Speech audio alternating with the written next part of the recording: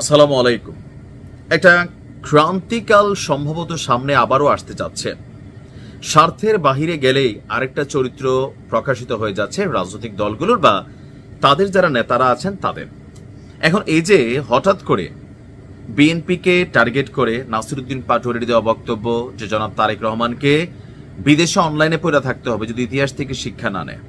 অপরদিকে হাসনাত আব্দুল্লাহ, নাসিরউদ্দিন পাটোয়ারি সহ আর অনেকেই বলছেন যে লন্ডনে গিয়া সিজদা দিয়া ডক্টর ইউনূস নির্বাচনের ওহি আনছেন। অপরদিকে সেনাপ্রধানকে নিয়েও বিভিন্ন সময় বিভিন্ন বক্তব্য তারা দিচ্ছেন। এখন এই যে পরিস্থিতি, আসলে এই পরিস্থিতি থেকে উত্তরণের পথ কি? উত্তরণের পথ আপনারা খুঁজতে থাকেন। অপরদিকে সেনাবাহিনীর যিনি প্রধান আছেন জেনারেল ওয়াকুজ্জামান, অকুত ভয় একজন মানুষ কিন্তু, এবং যে পদটা তিনি হোল্ড করেন এটা অনেক ওজনধারী একটা পদ। আজকে তিনি বলছেন বাংলাদেশে সবার অধিকার সমান। এই কথাটা সার্বজনীন। এই কথাটা তিনি কেন বললেন?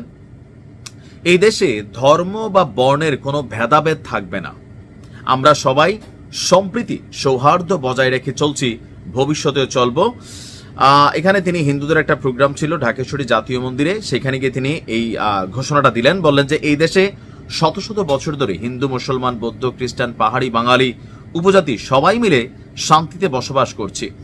এখন হঠাৎ করে কি এই শান্তিটা আছে? নাই। এই সোশ্যাল মিডিয়া আসার পরে আমার নিজের কাছেও মনে হচ্ছে যে এক ধরনের সাম্প্রদায়িক মেন্টালিটিতে আমাদের মুসলিম কমিউনিটির একটা গোষ্ঠী আমরা আছি। আবার মানে যারা এই দেশে হিন্দুরা থাকবে না, হিন্দুদেরকে পছন্দ করা হচ্ছে না, হিন্দুদের কোনো ইস্যু পাইলে মালাউন বলে গালি দিচ্ছি, সংখ্যালঘু বলে গুতা মারতেছি, মানে একটা শ্রেণী কিন্তু আমাদের মুসলিম কমিউনিটির মধ্যে আছে, তথাকথিত মুসলিম। আবার হিন্দুদের মধ্যে একটা গ্রুপ আছে সাম্প্রতিক সময়ে ভারত প্রীতি অনেক বাইরে গেছে, ভারত তাদেরকে বাঁচাইতে আসবে, ভারত যা বলতেছে তাই হওয়া উচিত, বাংলাদেশে ভারতের আধিপত্য থাকা উচিত। এই যে জিনিসগুলো সামাজিক সম্প্রীতির মধ্যে ফাটল ধরিয়েছে।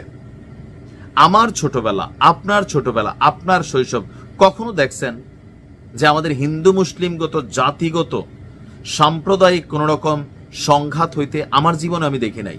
বয়সটা কম হয় না, 40 চলে। আপনি দেখছেন কিনা? কিন্তু গত 5 থেকে 7 বছর এই যে আপনিও এগুলা দেখতে দেখতে শুনতে শুনতে একটা লাইক মেরা দিয়ে আসতেছেন, আবার ঠিক সহমত, হ্যাঁ হ্যাঁ, একটা ভিডিও আসলো ভাইরাল হয়ে গেল, সেই ভিডিওর আগাগোড়া আপনি জানলেনও না, বুঝলেনও না, এডিটিং একটা ভিডিও দেখা হিন্দুরও কনফিউশন হচ্ছেন যে ভারতের গণমাধ্যম কি মিথ্যা বলে? বলতেছে তো ভাই, প্রমাণিত। আমাদের হুজুররা কি মিথ্যা বলে? এই আলেম তিনি বলতেছেন, একটা ফতুয়া দিচ্ছেন, অনেকে আছেন। দেখেন, ধর্ম খুবই সুন্দর একটা জিনিস। আর সেনাপ্রধান বাংলাদেশ নামক রাষ্ট্রটার খুবই গুরুত্বপূর্ণ একটা পদে আছেন। তিনি যে ঘোষণা দিয়েছেন এই দেশ সবার, আসলে সবার। আমাদের মধ্য থেকে এই সোশ্যাল মিডিয়া ইফেক্টের কিছু নেগেটিভিটি আছে, এগুলা ঝাইরা ফেলতে হবে। হুট করে শুনলেন অমুক একটা কথা বলছে, পুট করে শুনলেন ওই হিন্দু সে আল্লাহ নিয়ে একটা গালি দিছে, রাসূল নিয়ে দিছে, আপনি তার বিরুদ্ধে আইনি ব্যবস্থা নিতে পারেন। মুসলমানদের মধ্যে বলতেছে না, মুসলিম ব্লগার আছে না, এরা নাস্তিক হয়ে গেছে না? তো এখন বিষয়গুলো হচ্ছে কি, একটা হুবের মধ্যে ফু মাইরা যে কোনো পরিস্থিতি ঘোলাটে করা যায়। আর ওই যে একটা রাজনীতি তো চলছে ধর্মভিত্তিক, যে যেইভাবে ফায়দা পারতেছে ভারতেও নিচ্ছে, বাংলাদেশেও নিচ্ছে। এগুলো থেকে দূরে থাকতে হবে। দিন শেষে বাংলাদেশ আমার, আপনার, সবার।